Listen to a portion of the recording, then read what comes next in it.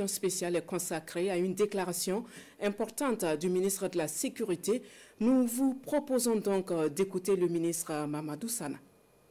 Depuis plusieurs mois, nos services de renseignement en collaboration avec ceux de l'Alliance des États du Sahel suivent de près un vaste réseau de déstabilisation orchestré depuis l'extérieur et dont les ramifications internes menacent notre souveraineté nationale. Nous souhaitons vous exposer les faits qui illustrent l'ampleur de ces manœuvres ainsi que les actions résolues prises pour y faire face.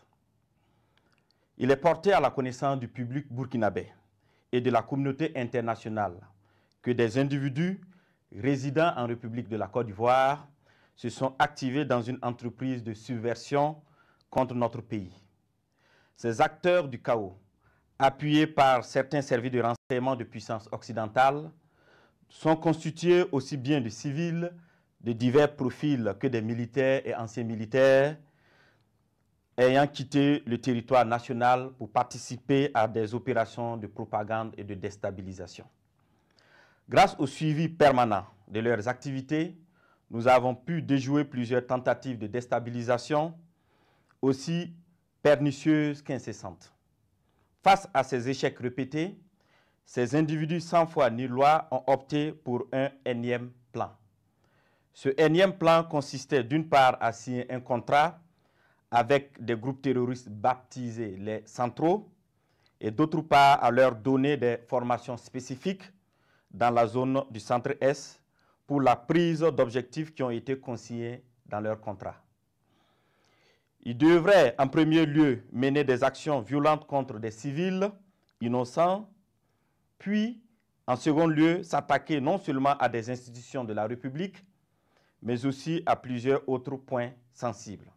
La première attaque précurseur de cette opération était celle de Barsalgo le samedi 24 août 2024, qui consistait à massacrer le maximum de populations civiles pour créer le désarroi et le chaos au sein de ces populations et ébranler de ce fait la nation entière, facilitant ainsi l'exécution de l'action principale.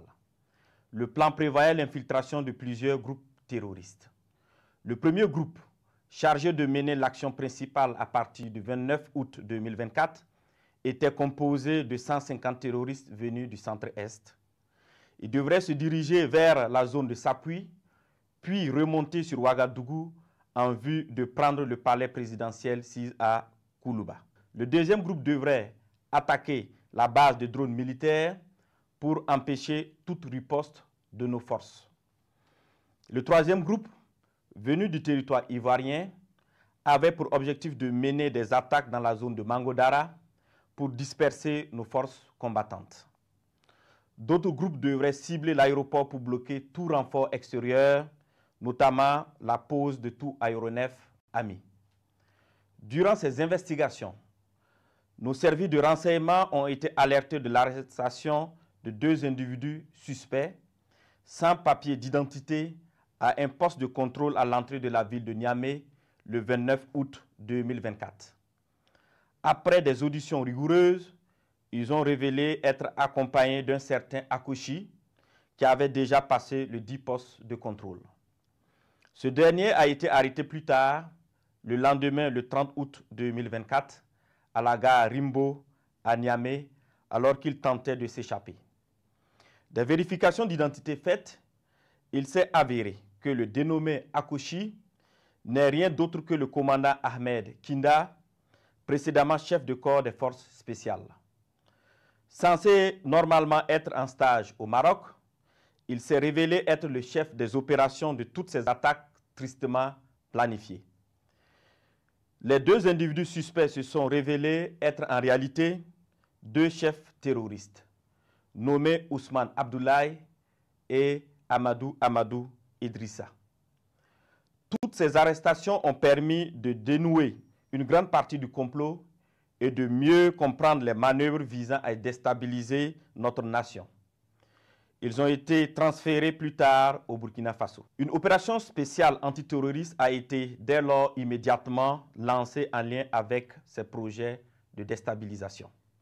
Les premières investigations ont révélé que ce complot était orchestré par des ressortissants burkinabés résidant à l'étranger, dont M. Aziz Diallo, ancien maire et député de Dori, travaillant actuellement en Centrafrique au compte d'un organisme international. Il est l'un des cerveaux présumés de cette conspiration. Sous le nom de code Ahmed le Centro, il est en contact avec un groupe terroriste de l'État islamique au Grand Sahara, EUGS, à travers un de ses oncles installé dans la ville de Dori. 2. M. Ousmane Moumouni Raouni Diallo, oncle de M. Aziz Diallo, ancien combattant de l'EUGS, ancien coordinateur des négociations avec le groupe terroriste sous l'ancien président Damiba. 3. M. Aziz Dabo, ex-agent de l'Agence nationale de renseignement ANR, en fuite, connu sous le nom de code Lionel. 4. M. Abdoulaye Bari, connu sous le nom de code Le Voyageur. Il est le lien entre les puissances occidentales, les terroristes et la partie militaire. 5. Un certain Serge Maturin, journaliste nigérien d'origine ivoirienne, représentant Le Voyageur au Niger. Il a hébergé le commandant Ahmed Kinda la nuit du 29 août 2024 pour lui permettre de s'échapper et devrait faciliter également l'infiltration de tout le commando à l'est du Burkina Faso. M. Abdoulaye Bari lui avait demandé de garder par devers lui 4 téléphones satellitaires de marque Touraya destinés aux opérations funestes. 6. M. Gibril Yipene Bassolé, ancien ministre des Affaires étrangères du Burkina Faso. 7. M. Newton Ahmed Bari, ancien président de la CENI. 8. M. Alpha Bari, ancien ministre des Affaires étrangères du Burkina Faso. 9. Le commandant François Zungrana, alias César. 10. Le commandant Herman Zongo, qui renseignait sur les positions des vecteurs aériens et des mouvements de l'armée. 11. Le commandant Joanny Compori, ancien directeur général de la SONABI, qui recherchait des drones kamikazes. 12. Le colonel Zala, travaillant dans le système des Nations Unies en Centrafrique. 13. Le lieutenant-colonel Paul-Henri Sandago Damiba, alias le Patriarche, qui dirige le volet militaire de ce complot. 14.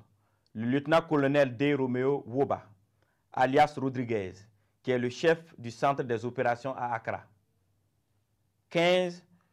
Plusieurs autres officiers à l'extérieur du pays sur lesquels les investigations se poursuivent. Ces déstabilisateurs, en collaboration avec des complices à l'intérieur du pays, menaient des actions de désinformation massive et utilisaient des pratiques occultes pour s'aimer la confusion et la division. Plusieurs marabouts ont été consultés par M.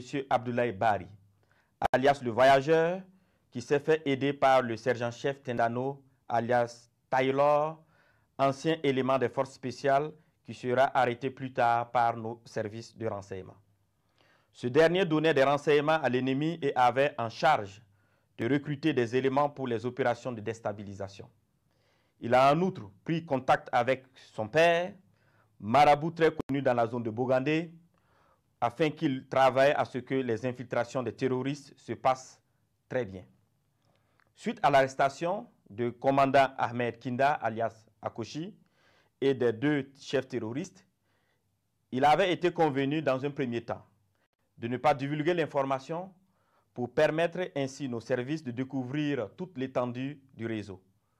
Les communications interceptées ont révélé l'implication de plusieurs opérateurs économiques dans le complot. Des enregistrements de ces communications seront bientôt diffusés au public dans les prochains jours.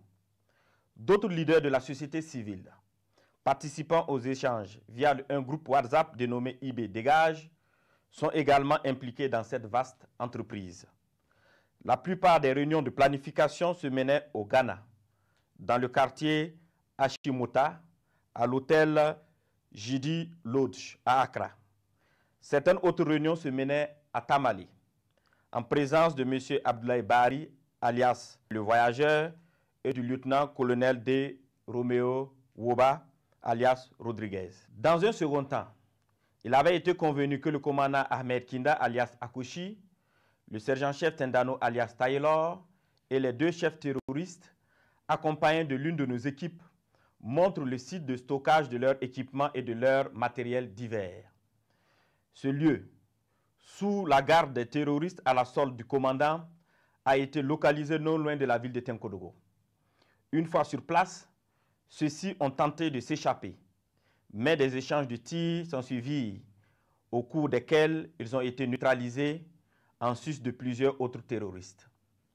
Les autres déstabilisateurs, loin d'abandonner leur funeste entreprise, ont décidé de peaufiner un nouveau plan lors d'une réunion qui doit se tenir normalement au Nigeria le 27 septembre 2024. Il s'agira pour eux de recruter de nouveaux terroristes, en sus de recruter 500 mercenaires en provenance d'un pays européen pour des attaques à grande échelle à Ouagadougou visant à semer la terreur. Toujours dans leurs prévisions, ils ont décidé de tuer tous ceux qui s'opposeraient à leur action en faisant référence aux populations dans le cas où elles se révolteraient. Ainsi, pour préserver leurs familles et leurs proches de toutes les représailles des populations contre eux, ils ont décidé que chacun d'eux exfiltre sa famille et ses proches avant le début de leur opération. Grâce aux informations recueillies, nous avons pu identifier les participants prévus à cette réunion de coordination à venir au Nigeria, parmi lesquels devraient figurer 1. Le commandant Ahmed Kinda, alias Akouchi. 2. M. Abdoulaye Bari, alias le voyageur. 3. L'ancien DG adjoint de l'ANR, radié des cadres des forces armées nationales, M. Ouedraogo Sekou. Le lieutenant-colonel D. Romeo Woba, alias Rodriguez, ainsi que des personnes issues de ce pays frère qu'est le Nigeria, qui sont impliquées dans cette sinistre entreprise. Tous devraient faire jonction avec M. Gibril Yipene Bassolé et certains éléments des services de renseignement occidentaux. Fort de ces informations avérées et au regard de la gravité extrême de ces actes, il a été décidé de maintenir l'opération spéciale afin de neutraliser toute personne qui tenterait de semer le chaos dans notre pays. Des instructions fermes ont été données pour rétrocéder au service de renseignement burkinabé l'ensemble des dossiers initialement judiciarisés afin de reprendre les auditions. À l'endroit des familles et des proches de ces terroristes, il leur est conseillé de les dénoncer, de les dissuader de poursuivre dans cette voie destructrice et de se départir formellement de toute action subversive. À l'endroit des familles et proches de ces terroristes, il leur est conseillé de les dénoncer, de les dissuader de poursuivre dans cette voie destructrice et de se départir formellement de toute action subversive. La récréation est terminée. Je répète, la récréation est terminée. Voilà, Madame, Monsieur, c'est tout pour cette édition spéciale sur la déclaration du ministre de la Sécurité, Mahamadou Sana. Nous vous réitérons nos excuses pour les difficultés de diffusion survenues antérieurement. Merci pour l'écoute et de votre fidélité à la RTB. Bonsoir.